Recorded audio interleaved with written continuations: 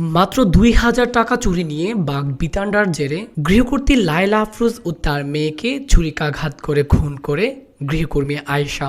এমনই চাঞ্চল্যকর তথ্য উঠে এসেছে ঢাকা মেট্রোপলিটন পুলিশের সংবাদ ব্রিফিংয়ে। ডিএমপির অতিরিক্ত কমিশনার এস.এম. নজরুল ইসলাম এমনই চাঞ্চল্যকর তথ্য দেন সাংবাদিকদের।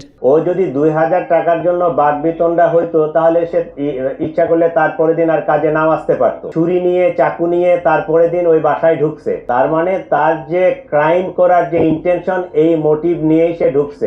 জানা যায় হত্যার ৩ দিন আগে গৃহকর্মী আয়েশা ওই বাসায় কাজ নেন তার বাবা ও মা বেঁচে নেই এমন কথা বলে। আয়েশার প্রতি দয়া দেখিয়ে কাজ দেন গৃহকর্ত্রী লায়লা আফরোজ।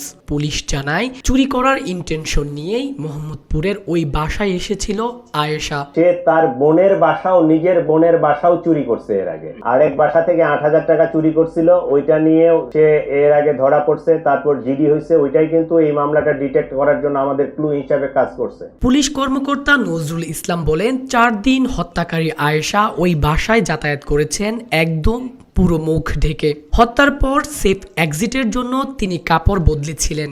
মা ও মেয়েকে হত্যা করে স্কুল পড়ুয়া নাফিজা লাওয়াল বিনতে আজিজের স্কুল ড্রেস পরে ল্যাপটপের একটি ব্যাগ কাঁধে নিয়ে বের হয়ে যায় ওই বাসা থেকে। হত্যাকারীর গলায় ছিল পোড়া দাগ, যা দেখে শনাক্ত করতে পেরেছিলেন আইন শৃঙ্খলা বাহিনী। পুলিশের জিজ্ঞাসাবাদে আয়েশা বলেন, আয়েশা গৃহকর্ত্রী লায়লা আফরোজকে সুইচ গিয়ার দিয়ে এলোপাতাড়ি ছুরিকাঘাত করে। এই সময় লায়লার স্কুল পড়ুয়া মেয়ে নাফিসা এগিয়ে আসলে তাকেও ছুরিকাঘাত করা হয়। মেয়েটার কাপড় চোপড় গুলো পরছে, মুখ ঢাকছে, একটা ওই ল্যাপটপের ব্যাগ পিছনে নিয়ে এজিফ যে বাসার মেয়ে প্রাইভেট পড়তে অথবা কলেজে বা ইউনিভার্সিটিতে বাহির হয়ে যাচ্ছে, এই একটা এনভায়রনমেন্ট ক্রিয়েট করে সে বাহির হয়ে গেছে। আঘাতের ফলে অতিরিক্ত রক্তক্ষরণে মা ও মেয়ে দুজনেই নিহত হন। তার আগে গত বুধবার অভিযুক্ত আয়েশাকে পুলিশি অভিযানে ঝালকাঠির নলসিটি এলাকায় স্বামী রাব্বির পৈতৃক বাড়ি থেকে গ্রেফতার করা হয়।